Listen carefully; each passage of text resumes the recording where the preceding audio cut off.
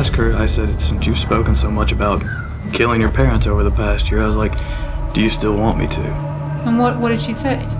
She said, yeah. This is a case that not only gripped Central Florida, it went worldwide. It was that sensational. There was something demonic going on at that location that drove them to murder. The vampire murders. I just saw something move. Rituals. Scott Anderson, Dana Cooper, and Charity Kesey.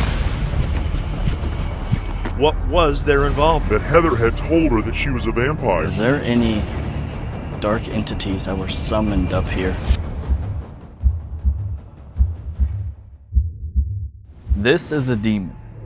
This is also a demon. Or so they say. This is why for 4 weeks I will be going to 4 notoriously demonic locations to hear the history, feel the energy, and to find out for myself if demons are actually real. Let me start out by saying that I am not a believer in any specific religion. I am a believer that the universe itself and everything inside of it is one solid entity in a way, and that everything works together in very mysterious, unknown ways. I do not believe in what they call Bible demons. I have had encounters I believe to be what many people would consider demonic.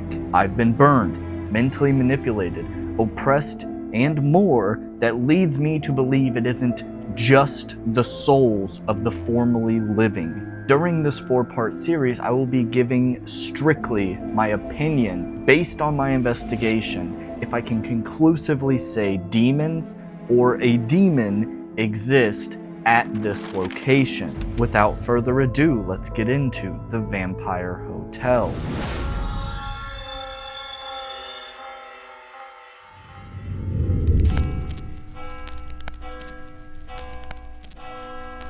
What is going on, everybody? Pardon the noise. I am right next to the water. I am heading over to Vampire Hotel. Now, Vampire Hotel is a place I've been extremely excited to come back to. As you can see, I have a chest camera going right now, and I have my main camera right here. But it is a far hike to get to Vampire Hotel because they replaced the main road that was here with a 4-lane highway, making crossing the road almost impossible. So I have to take this sidewalk path that goes all the way around before I can get to the entrance in the woods. But we're gonna do it. We're gonna go out there during the day, take some shots, talk some history, make sure we find it, and then we're gonna come back when it gets dark out. That way we can investigate to find out what is going on at Vampire Hotel.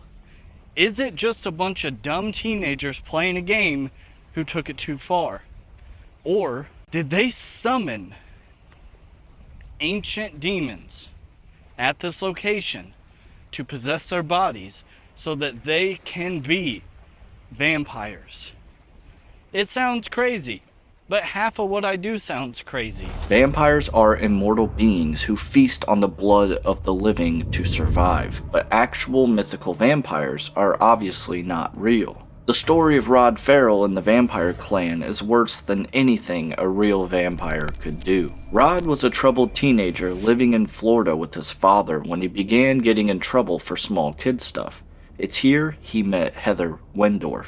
They began falling into satanic literature, and Rod began playing a game called Vampire: The Masquerade, which to describe simply is a role-playing game a step further than Dungeons and Dragons. When Rod was kicked out to live with his mother in Murray, Kentucky, he took the initiative to recruit others to his newfound beliefs. This includes bringing the game to reality. Rod started a cult of vampires who performed satanic rituals, sacrificed animals, and drank each other's blood. To do this, they needed a secluded, safe space.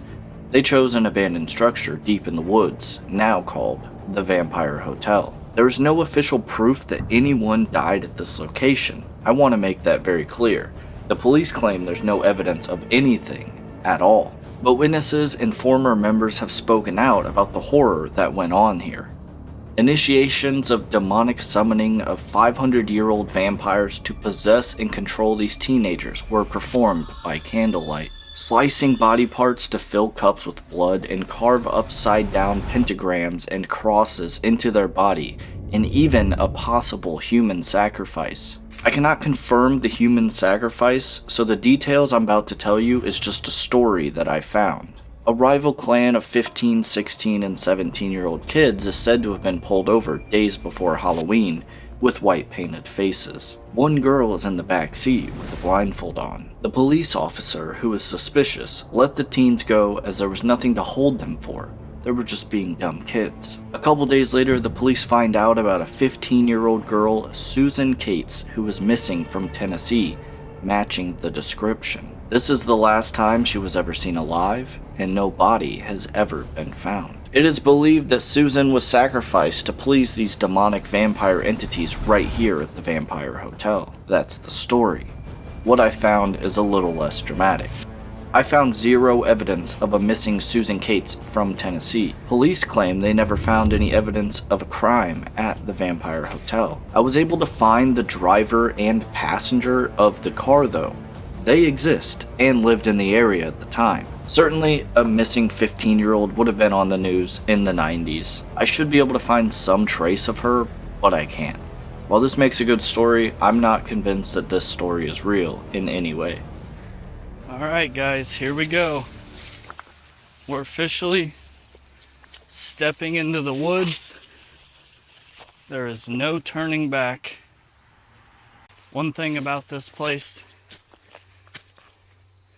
is they tore it down back in the 90s after this whole vampire thing happened. So the trail doesn't really exist anymore, meaning we have to find our way by just hiking and avoiding these big old spider webs. Last time I came out here, it was closer to October, so there wasn't all these, I don't even know if you can see these spider webs, but last time I came there wasn't nearly as much spider webs out because it was later in the year. Fun fact, I looked up when snakes and bears are the most violent. It's August. When the leader Rod lived in Florida, his mom admitted that he was using drugs and was involved in satanic cults before the whole vampire thing. Ferrell told people that he was a 500-year-old vampire named Visago. Rod even went as far as being caught breaking into an animal shelter where he, trigger warning, stomped a dog to death and ripped the legs off of another, covered each other in the animal's blood in some sort of ritual before abandoning the spot and leaving. If he was willing to break into a shelter for this insane behavior, it really makes you wonder what they did in the secluded woods. Rod even carved an upside-down cross into his chest after the animal incident as what I can only assume is some sort of twisted badge of honor. We're lost already. Time to pull out the GPS and see exactly where we're going. If we just keep going straight, we should get there. And guys, this time around I did bring bear spray. For the first time, I decided to get smart. This is definitely not the same way I took the last time, which does worry me, because I don't really know where I'm going.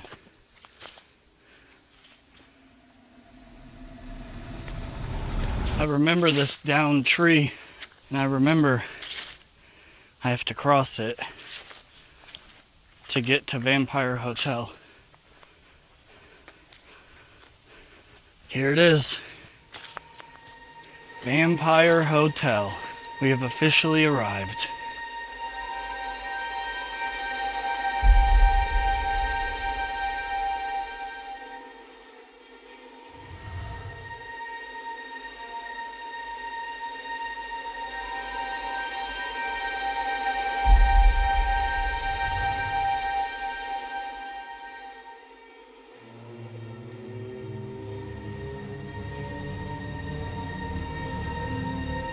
This is all that's left of Vampire Hotel. It's basically just this patio, and up here would have been where the actual house was that they used.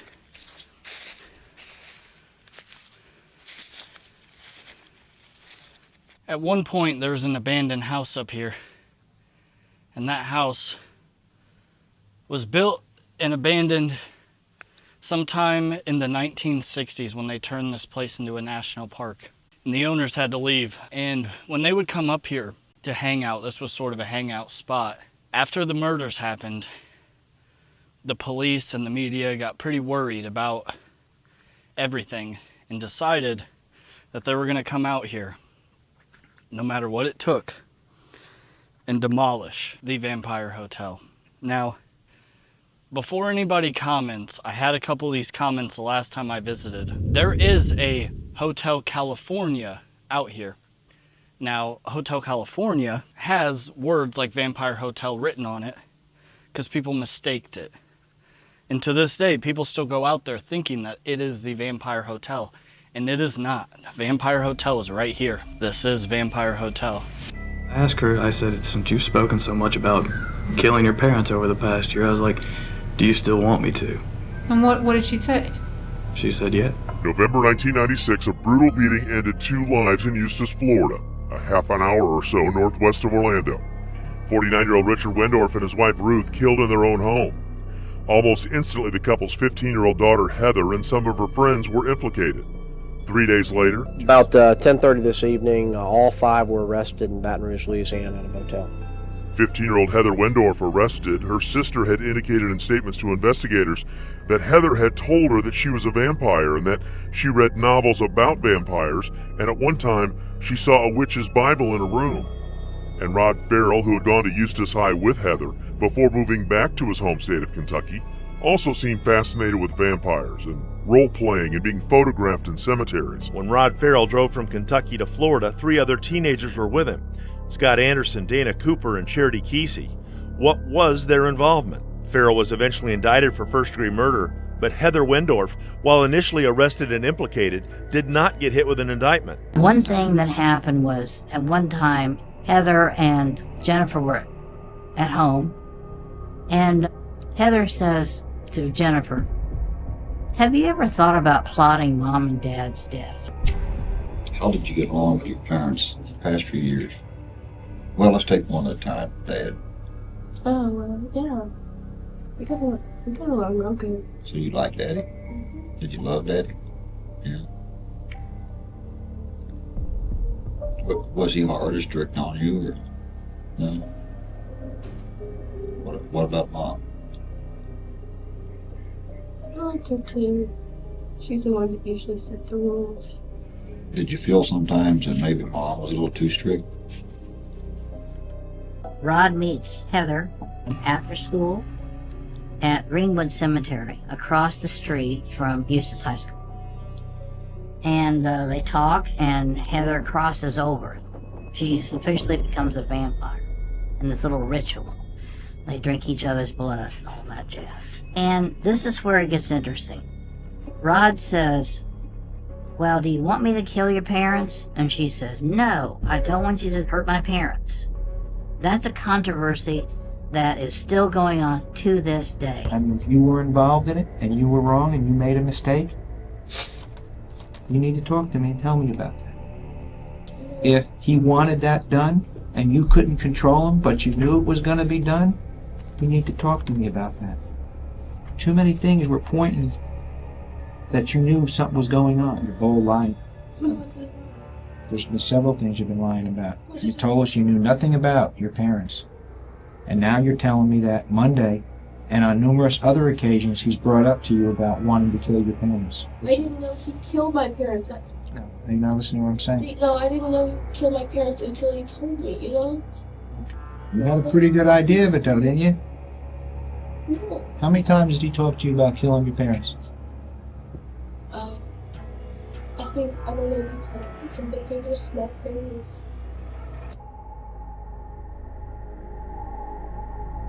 Rod Ferrell was eventually so deranged and powerful he convinced his friends to steal a car with him and drive to Florida to free a cult member, Heather Wendorf, from her parents, who he suspected was a rival vampire cult. He took a crowbar and killed both of her parents brutally. Heather, who was now orphaned, Rod and his cult drove to Baton Rouge, Louisiana, where they went undetected for a while until Heather called her grandparents asking for financial help. That's when the grandparents informed the police and they got arrested. Rod was sentenced to death at just 16 as the leader and his co-conspirators received a variety of sentencing. Heather somehow was ultimately acquitted of all charges. I want to make it very clear that all the vampires in this clan are still alive. I'm not searching for their spirits, or the two parents murdered as they were killed in Florida, but I'm more interested in what I do know. There was demonic, satanic, occult activity going on right here, which certainly could leave an imprint. There's more to this story than I shared today, but for now, that's as deep as I'm going to go. Now let's head over to the Vampire Hotel. Now this is where the home actually was. Maybe even the driveway somewhere over here. And there's still little bits of rubble and gravel that you can see. Right here must have been some sort of walkway. There's also a little area over here that I've heard people mention and call it the sandbox. Now I called it the bunker because that is where I was told, based on my research, that a lot of these blood type rituals would go down. Right down there. I've heard some documentaries call this the sandbox. I've heard others call it a bunker for the basement. But apparently, where a lot of the blood drinking rituals would take place is right here, right at the bunker. And that's basically the Vampire Hotel, guys. I mean, there isn't much to it. That retaining wall there is basically the last standing structure of the place. So now that we made it out here, we can confirm we know how to get here. Now we're gonna head back and we're gonna wait till it gets dark to investigate the infamous Vampire Hotel. Let's do this.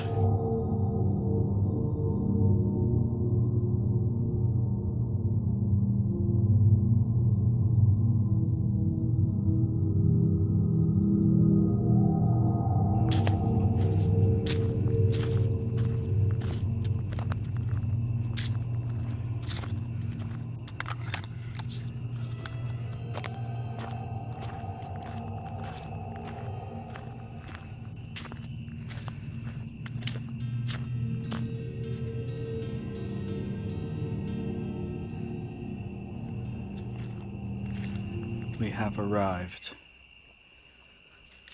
Let's get down to the actual patio area and we can get set up.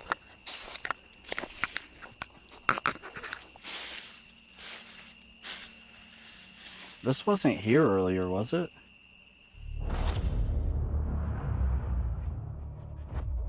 Ladies and gentlemen, you were here with a very sweaty Dawson. We just hiked all the way up here, completely by ourselves, in the middle of the night. It was terrifying. We're going pretty bare bones because of the situation. We have a REM pod on the ground right here. We have a static box set up on the ledge, and we're probably going to mess around with the Ovilus a bit, just to sort of see what happens. I mean, I'd be very interested to find out in the middle of nowhere if any coinciding words would come through the Ovilus. I also want to make it very known up front, very clear, that I am not here to speak to the victims of the Kentucky Vampire Clan's murder. I'm not here for that because, one, it wasn't done here. As far as I can tell, anything that happened up here is just rumor, and I'm here for the potential summoning that happened up here, in their rituals, in their blood drinking. That is what I'm here for. I am not here for the victims that died in Florida. I am not here for the actual vampires themselves, as they are all still alive as far as I know.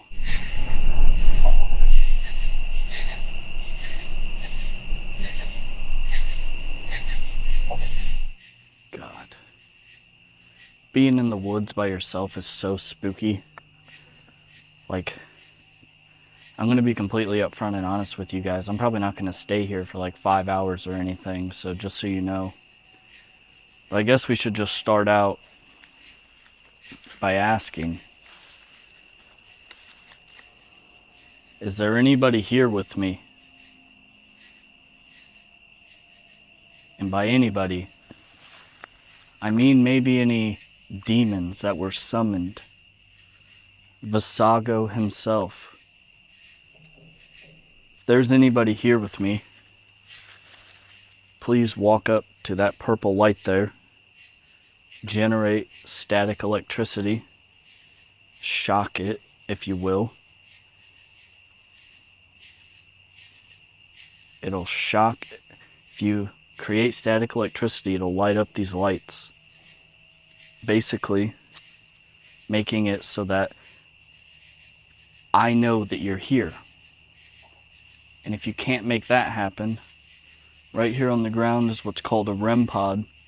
All you have to do is walk up and touch this little black wire, and it'll light up a blue color and flash.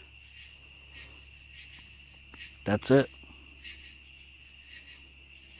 Did you possess these kids, these local impressionable kids who just wanted to make a name for themselves and be silly and outcast and weird? My name is Dawson. Trying to figure out if demons are actually real. If you can be summoned, if you can be brought to this plane of reality to manipulate people.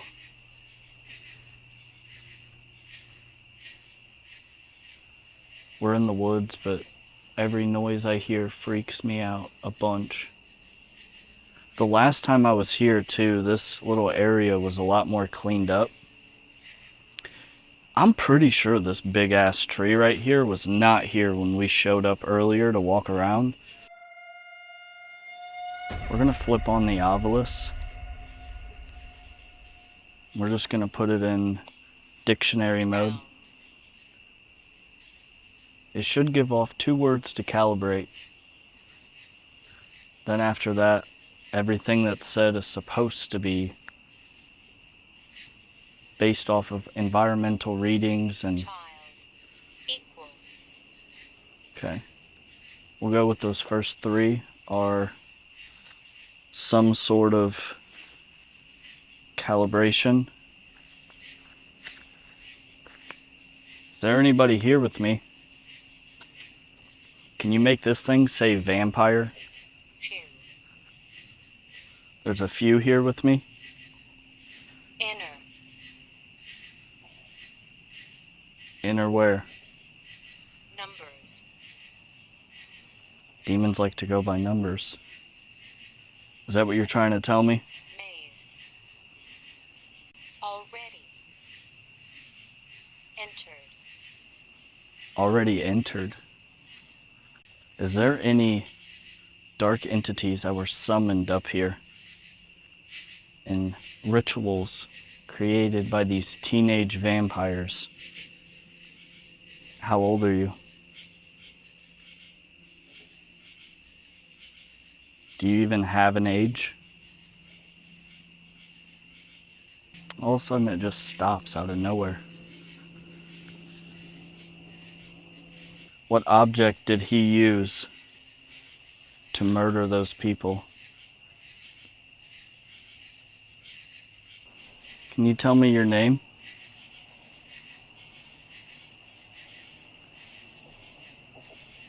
And guys, just be aware that I'm not saying that anything coming out of this is a ghost or entity or anything. I just like to mess around with it to kind of see if anything interesting might happen. What it's supposed to do is pick up environmental readings, whether that's EMF. I'm not exactly sure everything that it does, but that's the idea of it. So even picking up random, natural EMF, it's going to say something. So let's just keep that in mind and just know that I'm not trying to sit here and say that all of these words are somehow connected, even if I take these words and I sort of go like, oh, okay, like that, connected to this, or like, oh, I used a map to get up. Like, that doesn't mean that I'm talking to a ghost. It's just talking to this device is what I'm doing. It was at this moment that I saw something I couldn't unsee. Bruh. Hold up.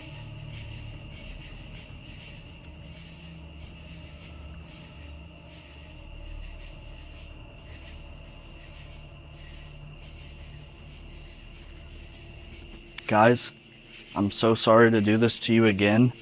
There's flashlights. There's people coming up here, and I'm gonna get the fuck out of here before they see me. That is terrifying. I have no idea what they're doing. But I'm out. I'll give the verdict whenever I get back.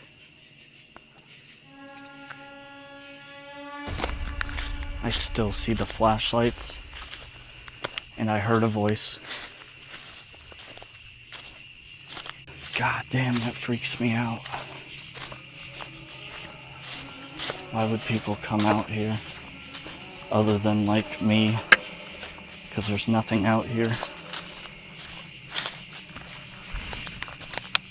You know what? Let's shut this camera off. Let's use this one.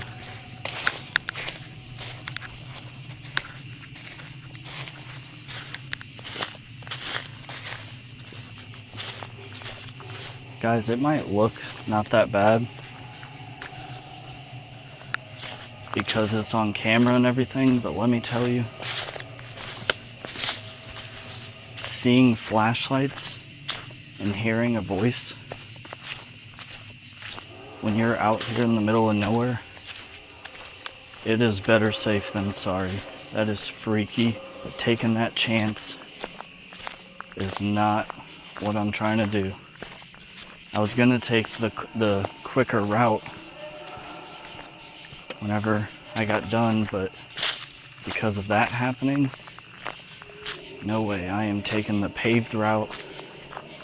I am pretty sure this is the correct way.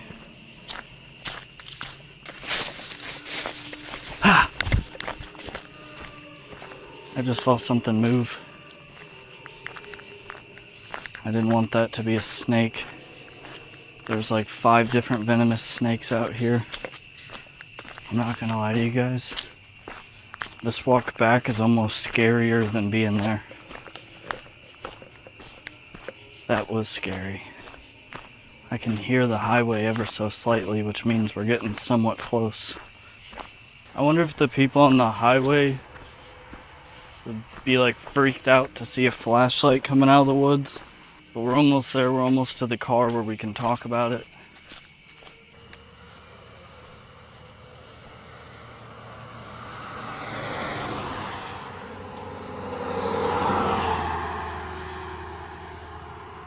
We made it.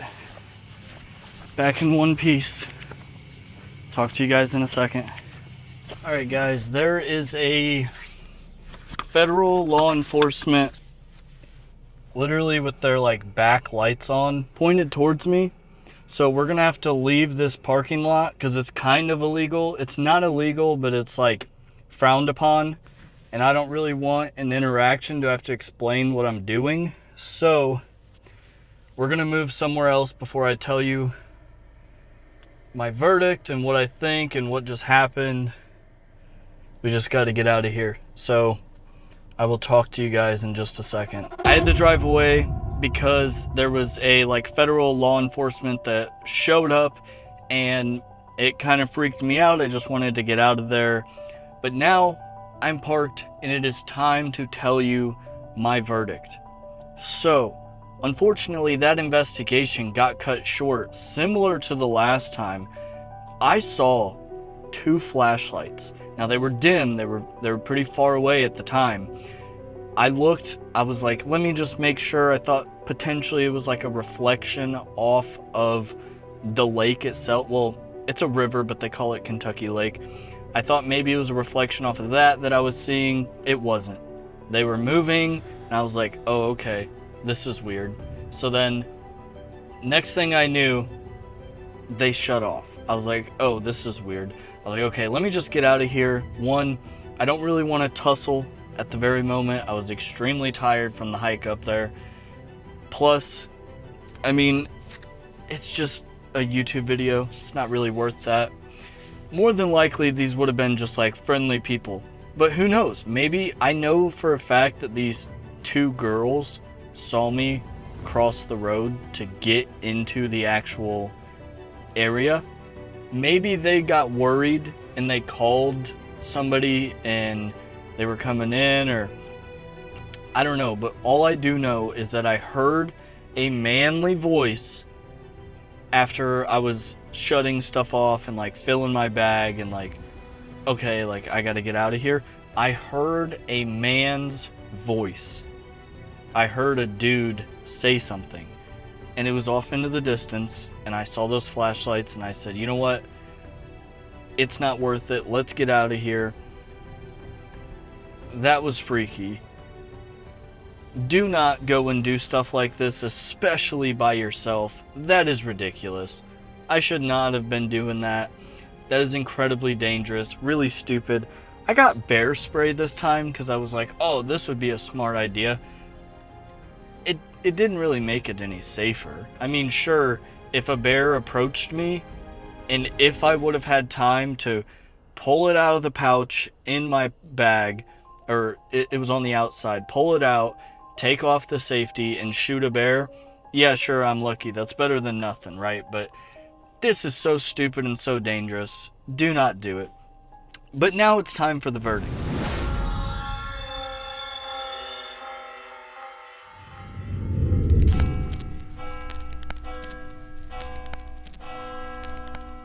Are demons actually real? This series, the whole purpose is to not really just like prove demons' existence. This is more of, do I think demons are at these specific locations that I'm going to? At this location, it has what you want for a demonic case. It has teenagers making out, you know, it's a lover's lane type of area back in the day. It's got that. It's got blood drinking rituals at the place. It has got unstable teenagers saying that they are possessed by 500, 1,000, and 2,000 year old vampire demons, and that is like who they are. That is going on. All of these things point towards there is something demonic going on at that location that drove them to murder people. Murder. Brutally. But with that being said, I genuinely do not feel a oppressed vibe there. Not that I'm the expert on that. I don't feel anything necessarily negative there. I just feel how you feel in the woods, creeped out. I was all alone, or at least for a while I was. I don't think if they were summoning demons out there, which we know that the stories were that that's what they were doing, and not just their group, other groups as well, and other people, I don't think it worked. If they were summoning out there, I don't think it worked. Or maybe they moved on. Maybe they are still within these. They're not teenagers anymore. Now they're like 50. Yeah, now they're probably closer to like 45 or 50. Maybe they're still in them. Maybe, in this case, the demons of Vampire Hotel are not real. Maybe, during this series of are demons actually real, maybe we'll come across a place that we can say without a doubt, demons are actually real here. But for Vampire Hotel, I'm gonna have to go towards no. I'm gonna have to go towards the check mark of no, Vampire Hotel is not haunted by demons.